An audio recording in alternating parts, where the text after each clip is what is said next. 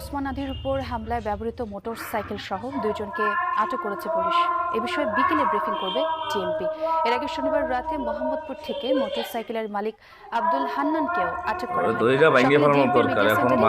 Media Talibur Rahman জানান, মালিক হান্নান হত্যা চেষ্টায় জড়িত কিনা সেটা খতিয়ে দেখা হচ্ছে। ওসমান হাদিকে গুলি করা অপরাধীদের গ্রেফতারে সর্বোচ্চ শুটারকে শনাক্ত করা হয়েছে বলে গতকালই জানানো হয়।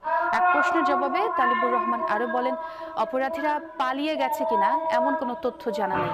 কেন তাকে হত্যা চেষ্টা করা হচ্ছে সে বিষয়গুলো উঠে আসবে তদন্তে।